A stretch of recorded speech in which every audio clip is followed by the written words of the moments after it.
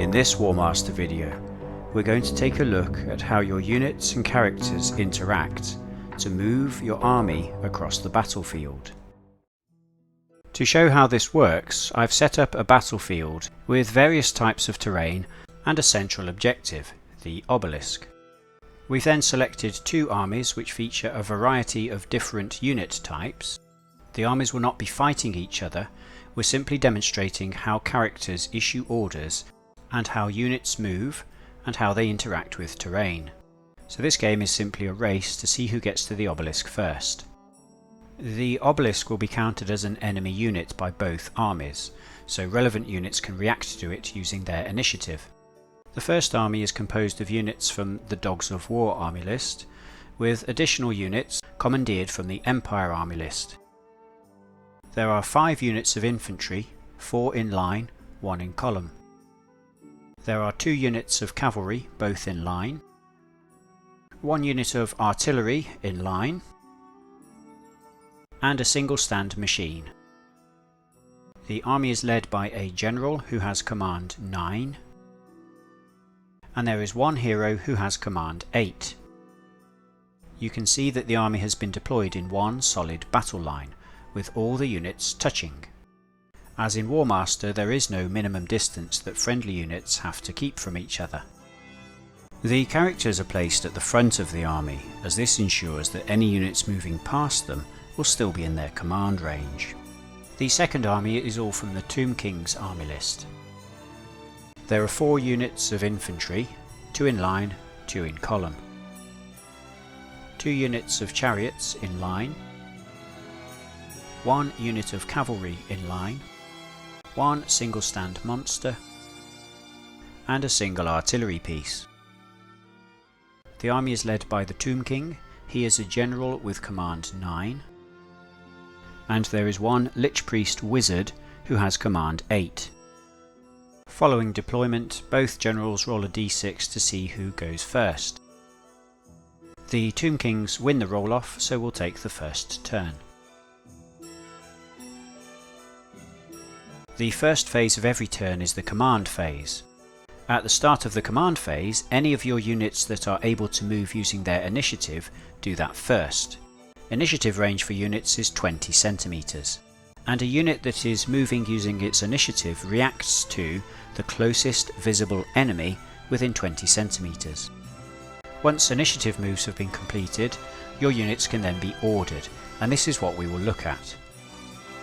To issue an order, a character simply needs to roll equal to or under his command value on 2 dice. The Tomb Kings have to decide which of their characters will issue the first order.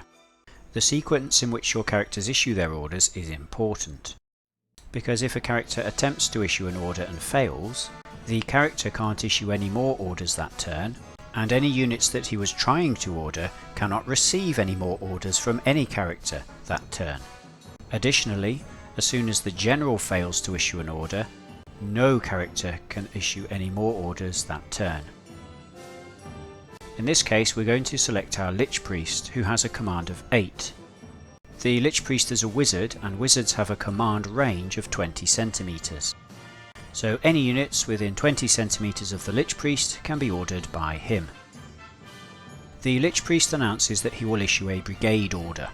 A brigade order allows a character to order up to 4 units at the same time, provided they were all touching at the start of the command phase.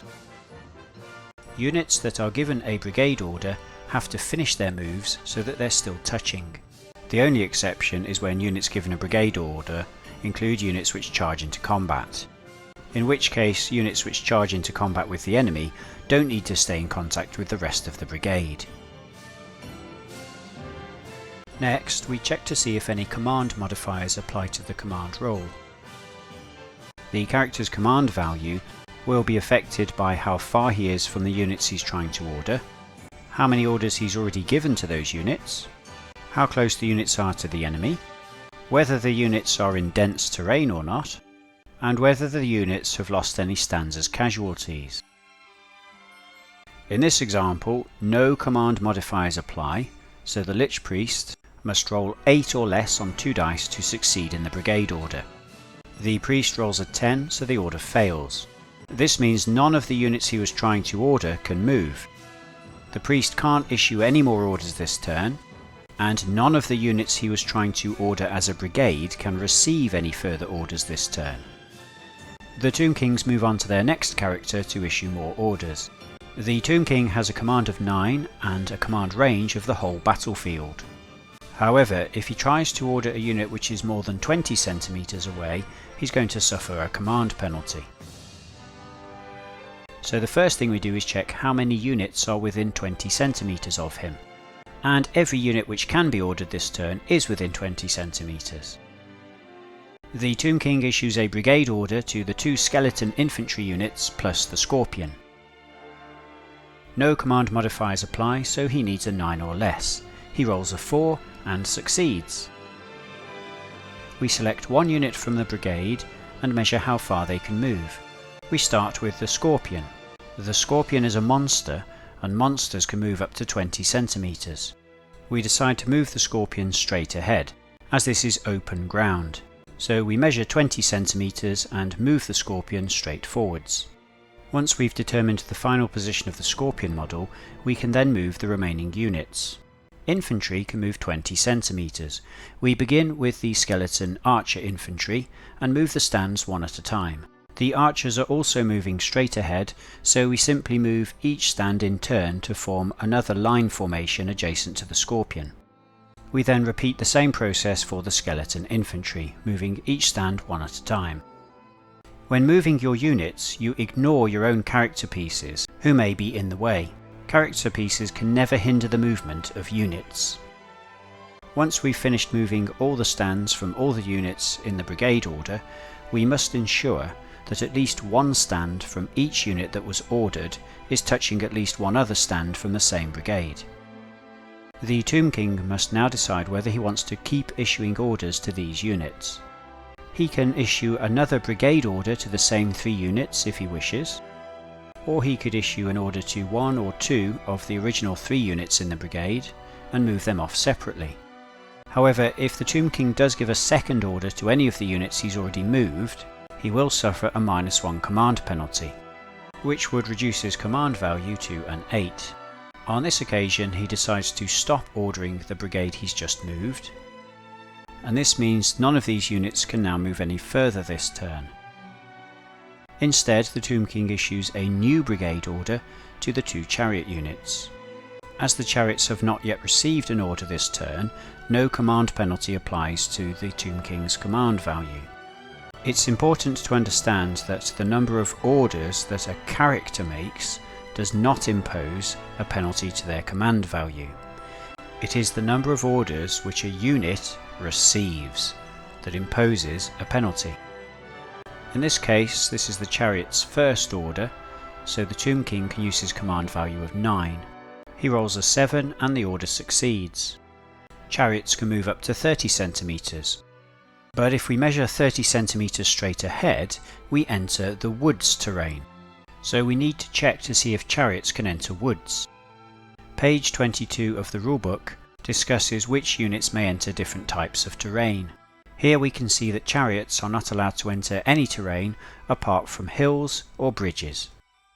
We could opt to send the chariot brigade onto the hill, but this is moving further away from the obelisk.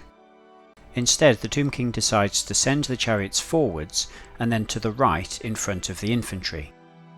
We move the units one at a time, one stand at a time, starting with the chariot model on the furthest right. It costs 20 centimeters to move straight forwards in line with the skeleton archers. The chariot has 10 centimeters move remaining, and because the stand is now turning to the right, we must measure the remaining move from the point of the stand which is going to move the furthest, in this case the front left corner. 10 centimeters is just sufficient to move the chariot stand in contact with the building. With the first stand in its final position, we now repeat the process for the second stand. We must ensure that each stand has sufficient move allowance to reach its final position. In this example, each chariot stand has just enough move to form a new line formation adjacent to the building. You may have noticed that the individual chariot stands have actually swapped position from left to right as they moved. And this is perfectly fine. A unit doesn't have to stay in the exact same formation that it started in. All that matters is that all the stands from the same unit finish in base contact with each other. So you are free to form a new line or new column, or even an irregular formation as you move the unit. We now decide to move the second unit of chariots, and decide to place them directly behind the first unit. We take a measurement from the corner of the stand which is going to move the furthest, and this shows us that the whole unit has sufficient move to end up directly behind the first chariot unit. As this move is very straightforward, we can speed up play by moving the entire unit in one go, as we know each stand can move there. The Tomb King now decides to issue a second order to the same brigade of chariots. We check the range from the Tomb King to the nearest stand in the furthest unit to determine if a range modifier applies. In this case, the Tomb King is within 20 centimeters. The only command penalty that applies, therefore, is -1 for the Chariot Brigade receiving a second order. This reduces the Tomb King's command from a 9 to an 8. He rolls a 9, which is a failure. And because the general has failed an order, no more orders can be issued and no units will move any further this turn. Both characters can now move up to 60 centimeters. The priest moves first and he goes just in front of the scorpion and chariots. Character pieces are free to move through their own units but can't end up on top of a unit. The Tomb King then decides to move on top of the nearby hill. This now concludes the Undead's first turn. It's now the Dogs of War turn and they repeat the same process. There are currently no units within initiative range of the enemy, so we begin with ordered movement. We select the hero and he attempts a brigade order to 2 units of infantry and 2 units of cavalry. The hero has a command value of 8 and no command modifiers apply. He rolls a 7, so the order is successful. We start with the Wolf Rider cavalry. They have open ground ahead of them and can move up to 30 centimeters straight forward. We move the unit one stand at a time, but as we move each stand, we are changing the formation from line to column. Again, this is perfectly fine, so long as no stand moves further than its maximum allotted distance. And once again we ignore the character as we move the unit. We now move on to the Knight unit, who are also cavalry with a move of 30 centimeters. We have to move the Knights so that they finish their move in contact with the Wolf Riders. However, there is a piece of terrain in front of the Knights which is broken ground. We check the rules for terrain and see that cavalry can only cross hills, bridges, rivers, fields and obstacles, not broken ground. This means we must move each stand of cavalry around the broken ground terrain as we complete the move. Moving one stand at a time, we check that each stand has sufficient move to negotiate around the terrain, and the cavalry end their move in line formation adjacent to the Wolf Riders. We now begin to move the first unit of infantry and check that they can stay in contact with the cavalry, as infantry can move 20 centimeters, not 30. We check the rules for terrain and see that infantry have no restrictions when crossing broken ground. Therefore, the infantry stands are moved one at a time straight over the broken ground to form a line formation adjacent to the knights. The final unit from the brigade is also infantry, so we know they can move 20 centimeters. They also move straight over the broken ground, moving one stand at a time to form a column formation adjacent to the other infantry. After all the units have moved, the brigade now looks like this. The same hero now decides he will issue a second order, but only to the cavalry units.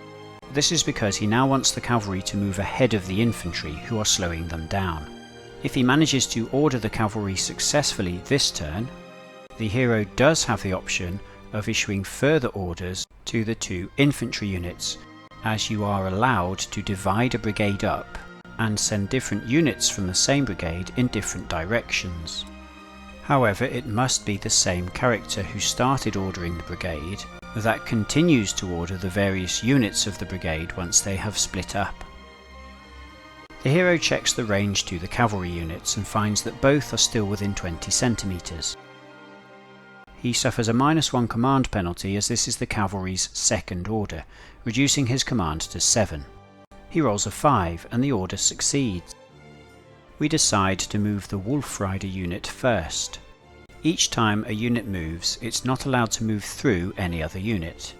However, individual stands from the same unit may pass through each other, provided the stands being passed through are not in combat and haven't already moved themselves. In this example, the rearmost stand of Wolf Riders has moved through the other 2 stands to become the leading stand in the column.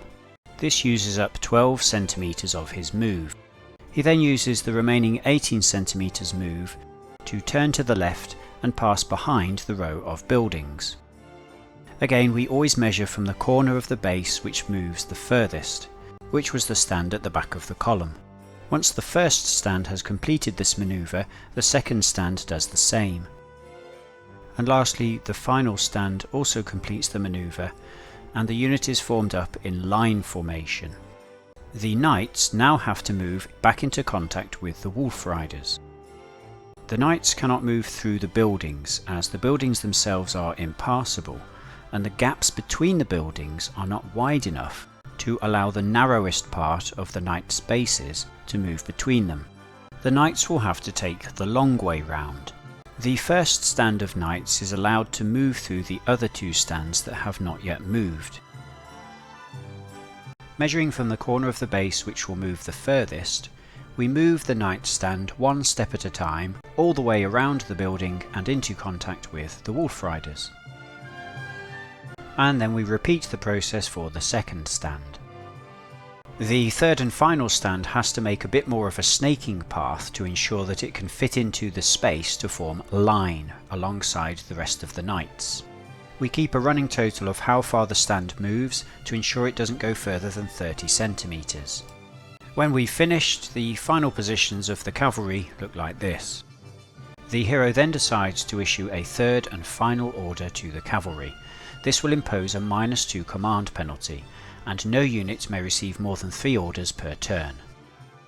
We check the distance from the character and find that both units are now outside of 20 centimeters, so a further -1 command penalty will apply for distance. The -2 command penalty for number of orders issued, plus the -1 command penalty for distance, reduces the hero's command value from 8 to 5. He rolls a 12, which is a failure. This means the hero can't issue any more orders this turn. The cavalry can't receive any more orders this turn, so will move no further. And additionally, the infantry can't receive any more orders this turn, as they were part of the brigade which the hero began to order this turn. To make matters worse, if a hero or wizard character fails an order by rolling a 12, they have blundered. A roll must be made on the blunder table to see how the units which the character was trying to order now behave. We roll a 2 on the blunder table, and this means that if there are any enemy within a full pace move of the cavalry, then the cavalry must retreat until they are at least a full pace move away from the enemy. The obelisk does count as an enemy for the purposes of this blunder, but thankfully the Wolf Riders are just outside of their 30 centimeter full pace move, so on this occasion the blunder has no further effect on the cavalry. The Dogs of War now move on to their next character, the General. He decides to issue a brigade order to the unit of cannon and the unit of ogre infantry. No command modifiers apply, so he needs a 9 or less. He rolls a 4, which is a success. Artillery can only move 10 centimeters. The ground ahead of them is open ground, so we simply select one of the cannon stands and move it 10 centimeters straight forward. When we move the second cannon stand into line formation with the first stand, We land on top of the general's character piece, so we have to move the position of the general's stand by the minimum distance so that we can position the cannon in formation. The ogres now move straight forwards in column up to 20 centimeters. They have to finish their move so that at least one of the ogre stands are still in contact with the cannon, to maintain the brigade. The ogres also pivot their columns slightly so that they are also making contact with a stand of crossbowmen, so that in the Dogs of War's second turn, the ogres, crossbowmen and cannon can all be ordered as one brigade. The general decides not to issue any more orders to the ogres or cannon this turn, and instead moves on to the steam tank, which is a machine. The steam tank has a special rule, which means it can't be given a brigade order with any other units. The steam tank has to be given a separate order. No command modifiers apply, so the general needs to roll 9 or less. He scores an 8, which is a success. The steam tank can move up to 20 centimeters. We check the terrain ahead and it is all open ground. The steam tank moves forward, but when we check the terrain in front of the steam tank for its second move, we find that our path is blocked by a wall. We check the rules for terrain and see that machines treat terrain the same way as chariots do. This means the steam tank cannot cross the wall, so the general decides not to give it any more orders this turn and it stays put. The general now moves on to the final 2 units of infantry in the army and issues a brigade order to them. No command modifiers apply, so the general needs a 9 or less. He rolls a 9, which is a success. The infantry decide they will move through the woods towards the obelisk. Infantry are allowed to enter woods terrain, so we measure the distance for the first stand of the first unit, then form up the rest of the unit in line adjacent to the first stand. Because the second unit of infantry is keeping in formation, we simply move the entire unit so that it's adjacent to the first unit. The general decides to keep on ordering this brigade of infantry in the wood. This is the brigade's second order, which imposes a -1 penalty. And because at least one stand of the units being ordered is in the wood, they suffer the dense terrain penalty. These 2 penalties reduce the general's command value from 9 to 7. He rolls an 8, which is a failure, so the infantry stay put in the wood. Because the general has failed an order, no more orders may be issued this turn. Both characters now get to move up to 60 centimeters. As neither of the characters are mounted on a special mount, they have the same range of movement as infantry. However, they still have to move around impassable terrain, like the buildings.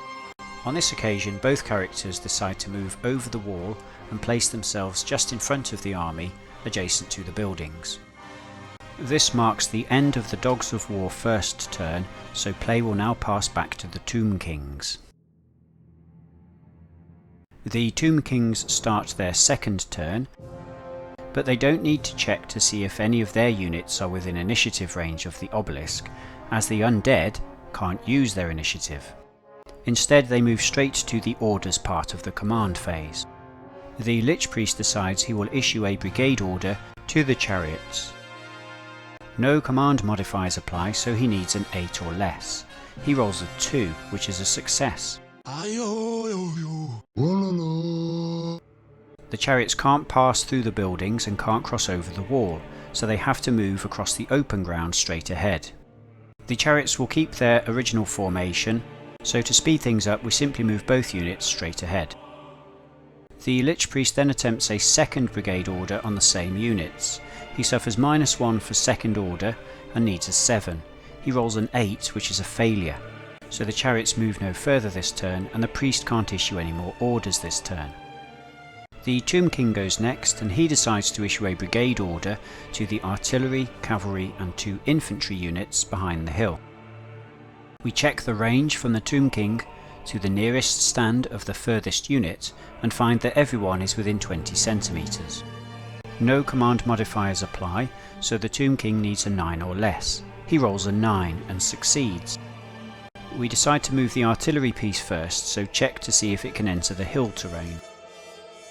Artillery can move over hills, and artillery moves 10 centimeters, so we simply move the artillery piece 10 centimeters up the hill.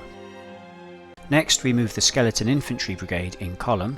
Infantry move 20 centimeters. Each stand moves in turn straight forwards until it is clear of the cavalry and archer stands either side of it. Once we know the final position of the column of skeletons, we ensure they're still touching the artillery. We also have to displace the Tomb King slightly from the crest of the hill as he is touched by the skeleton warriors. We then move the cavalry, one stand at a time, to form a column formation which also touches the skeleton warriors. The cavalry move up to 30 centimeters. Finally, we move the skeleton archers. They are infantry, so move 20 centimeters, and they form up in column next to the cavalry. The Tomb King now decides to issue a further order to the cavalry unit, intending to send it over the wall between the two buildings.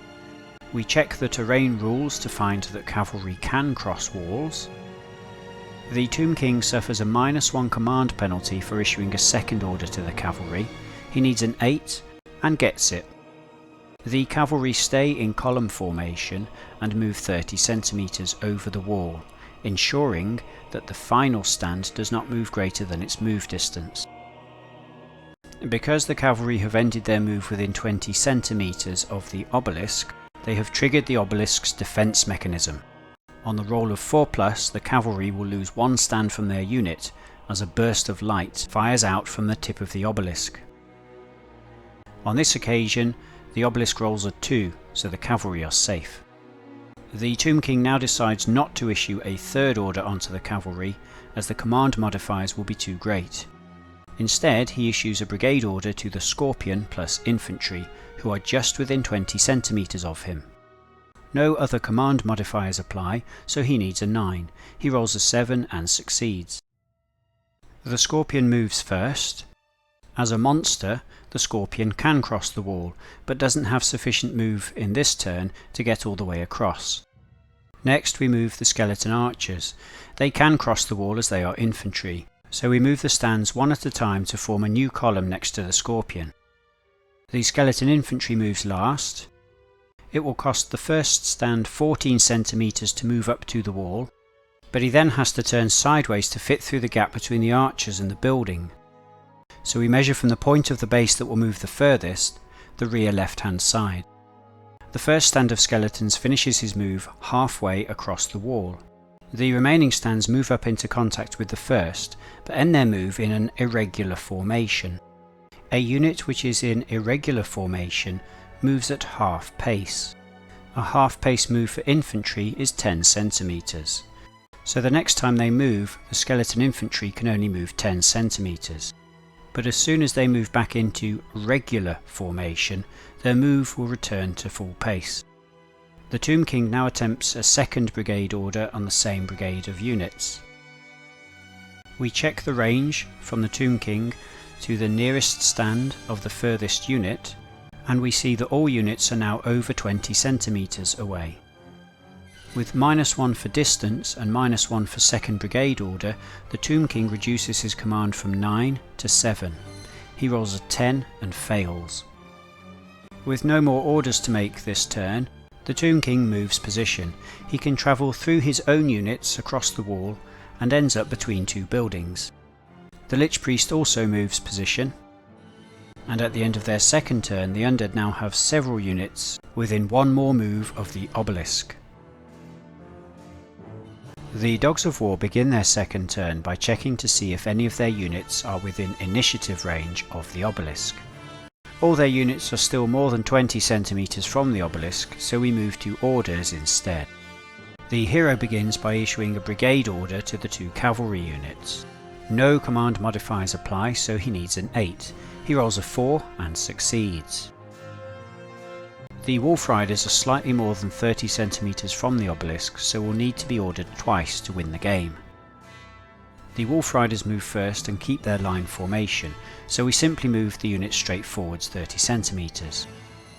However, the Wolf Riders trigger the obelisk's defense mechanism, and on the roll of a 5, a bolt of light shoots from the tip of the obelisk and incinerates an entire stand of Wolf Riders.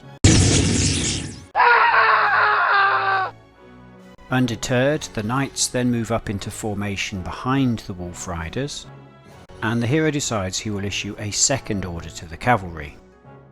Both cavalry units are now within 20 centimeters of an enemy unit. Ordering a unit when it's within 20 centimeters of the enemy imposes a -1 command penalty.